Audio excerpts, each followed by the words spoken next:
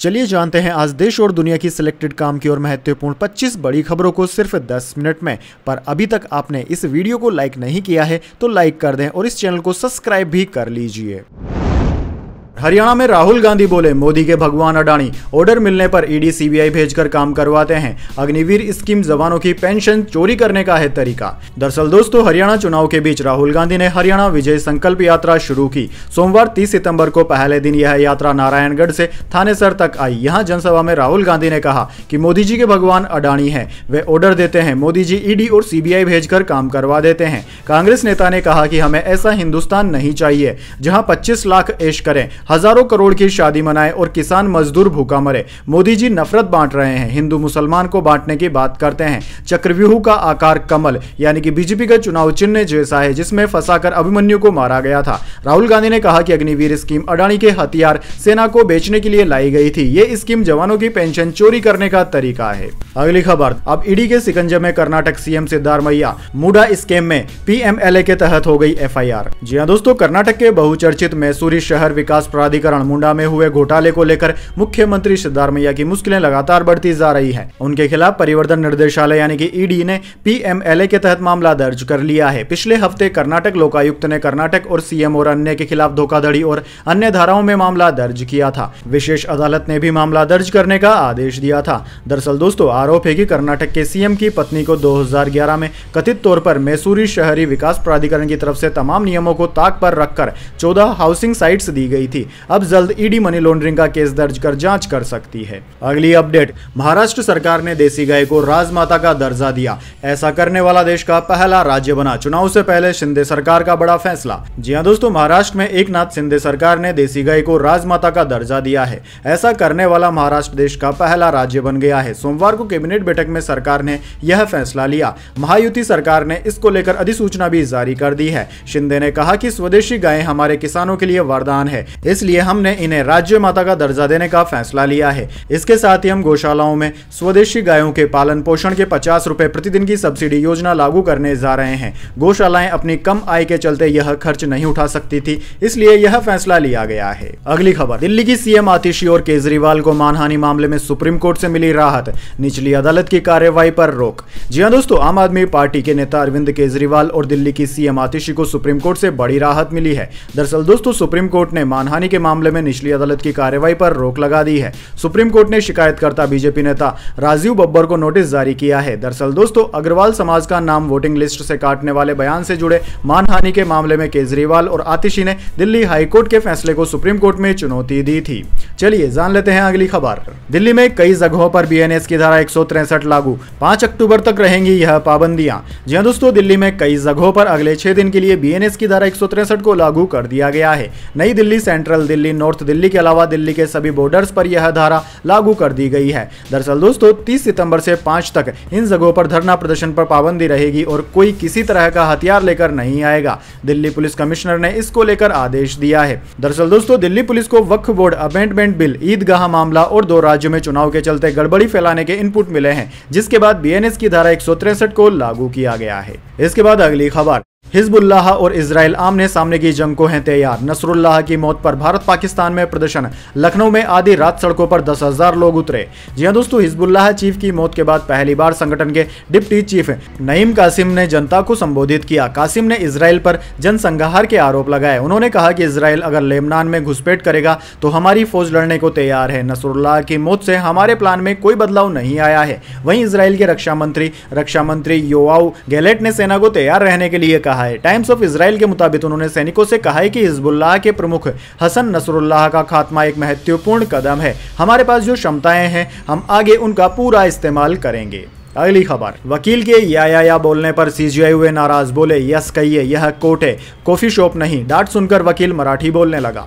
जी हां दोस्तों, chief justice of India CGI D Y Chandrachud सोमवार को एक सुनवाई के दौरान वकील के अंग्रेजी में या कहने पर नाराज हो गए। उन्होंने वकील को डांटते हुए कहा कि यह कोई कॉफी शॉप नहीं है, ये क्या है या, मुझे इससे बहुत एलर्जी है, इसकी परमिशन नहीं दी जाएगी, आप यस बोलिए। डांट सुनने के बाद वकील ने बताया कि वह पुणे का रहने वाला है। वह मराठी में दलीलें देने लगा। इस पर सीजीआई ने भी मराठी पार्टी में ही उसे समझाने की कोशिश की।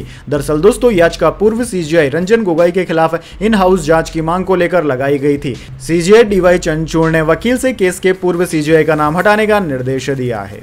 चलिए जान लेते हैं अगली खबर। देश का मानसून ट्रेकर बिहार के दरभंगा में कोसी पर बना बांध टूटा, 1 लाख लोग हुए प्रभावित। राजस्थान से मानसून की वापसी।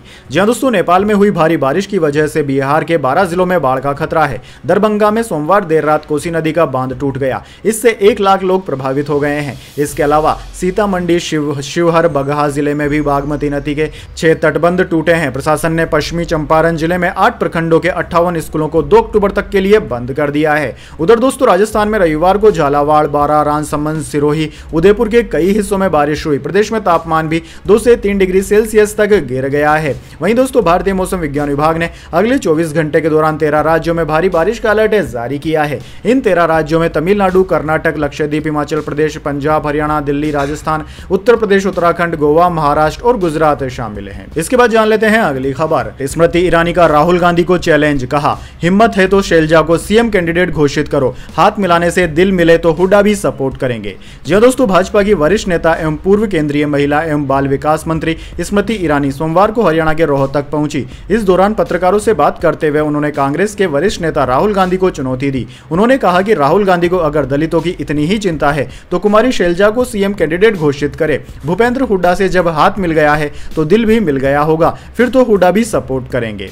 चलिए जान लेते हैं अगली खबर। अमेरिका की सीरिया में 2 ठिकानों पर एयर स्ट्राइक, अलकायदा और आईएसआईएस के 37 आतंकी मारे गए। अलकायदा ग्रुप का टॉप लीडर भी मारा गया। जी हां दोस्तों अमेरिका ने सीरिया में आईएसआईएस और अलकायदा से जुड़े आतंकवादी ग्रुप्स के ठिकानों पर हमला किया। इसमें 37 आतंकी मारे गए हैं। अमेरिकी सेना ने रविवार को कहा कि उन्होंने सीरिया में 2 अलग अलग दिन ऑपरेशन को अंजाम दिया। यूएस सेंट्रल कमांड के मुताबिक 16 सितंबर को मध्य सीरिया में आईएसआईएस के ट्रेनिंग सेंटर पर एयर स्ट्राइक की गई थी। इसमें 28 आतंकी मारे गए हैं। इसके बाद अमेरिकी सेना ने 24 सितंबर को उत्तरी पश्चिमी सीरिया में हमला किया, जिसमें अलकायदा ग्रुप के 9 आतंकी मारे गए। चलिए दोस्तों जान लेते हैं इसके बाद अगली बड़ी खबर। महबूबा मुफ्ती बोली हिटलर के बाद नेतन्याहू सबसे बड़े आतंकी, नसरुल्लाह को शहीद बता चुकी है। विरोध हुआ तो कहा बीजेपी उनके संघर्ष को नहीं जानती। जी हां दोस्तों पीडीपी अध्यक्ष महबूबा मुफ्ती ने सोमवार को कहा कि इजराइल के प्रधानमंत्री बेंजामिन नेतन्याहू एडोल्फ हिटलर के बाद सबसे बड़े आतंकवादी हैं, क्योंकि यहूदी नेता ने फिलिस्तीन और लेबनान को गैस चैम्बर में बदल दिया है। महबूबा ने कहा कि इंटरनेशनल क्रिमिनल कोर्ट ने नेतन्याहू के खिलाफ फैसला सुनाया है। लेबनान पर हमले ने साबित कर दिया है कि वे अपराधी हैं। फिलिस्तीन के बाद अब लेबनान में भी वह हजारों की हत्या कर रहा है। इससे पहले महबूबा मुफ्ती ने इजरायली एयर स्ट्राइक में हिजबुल्लाह चीफ हसन नसरुल्लाह की हत्या की निंदा की थी और लेबनान फिलिस्तीन के समर्थन में एक दिन के लिए अपना चुनाव प्रचार भी कैंसिल कर दिया था। चलिए आगे बढ़ते हैं। 18 विकेट और 437 रन। चौथे दिन कानपुर में दिखा जबरदस्त एक्शन। भारत बांग्लादेश दूसरा टेस्ट मैच रोमांचक मोड़ पर आया। जी हां दोस्तों भारत और बांग्लादेश के बीच दूसरे टेस्ट मैच में चौथे दिन का खेल समाप्त होने तक बांग्लादेश ने 2 विकेट गंवाकर 26 रन बना लिए। दूसरा और तीसरा दिन पूरी तरह बारिश की भेंट चढ़ने के बाद बांग्लादेश ने 107 रन से अपनी पारी को आगे बढ़ाया था। चौथे दिन के खेल में कुल 18 विकेट गिरे और दिन में कुल 437 रन बने। दूसरी पारी में बांग्लादेश के लिए शादमान इस्लाम ने 7 रन और पहली पारी के शतकवीर मोमिनुल उल हक अब तक दूसरी पारी में अपना खाता नहीं खोल पाए हैं। चलिए दोस्तों जान लेते हैं अगली खबर। तिरुपति लड्डू विवाद। सुप्रीम कोर्ट ने कहा जांच चल रही है तो सीएम ने बयान क्यों दिया, कम से कम भगवान को तो राजनीति से दूर रखें। जी हां दोस्तों तिरुपति मंदिर के लड्डुओं में जानवरों की चर्बी वाले घी के इस्तेमाल पर सोमवार को सुप्रीम कोर्ट में सुनवाई हुई। जस्टिस BR गवई और KV विश्वनाथन की बेंच ने कहा कि जब प्रसाद में पशु चर्बी होने की जांच सीएम चंद्रबाबू नायडू ने SIT को दी तब उन्हें मीडिया में जाने की क्या जरूरत थी, कम से कम भगवान को तो राजनीति से दूर रखें। बेंच ने कहा कि जुलाई में लैब रिपोर्ट आई, वह स्पष्ट नहीं है। मुख्यमंत्री SIT जांच के आदेश देते हैं और फिर सितंबर में मीडिया के सामने बयान देते हैं। एक संवैधानिक पद पर बैठा व्यक्ति ऐसा कैसे कर सकता है। अगली बड़ी खबर। भारत पे ने अश्नीर ग्रोवर के साथ समझौता किया, दोनों पक्षों ने केस वापस लिया। 2022 में विवादों के बाद छोड़नी पड़ी थी कंपनी।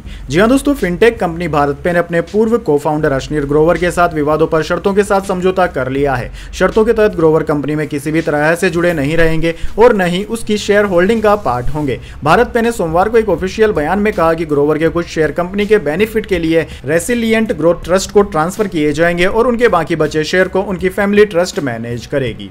चलिए दोस्तों, जान लेते हैं अगली खबर। Kolkata rape murder case, Bengal सरकार बोली डॉक्टर्स काम नहीं कर रहे। सुप्रीम कोर्ट में डॉक्टर्स ने जवाब दिया, सभी इमरजेंसी और जरूरी सेवाएं चल रही है।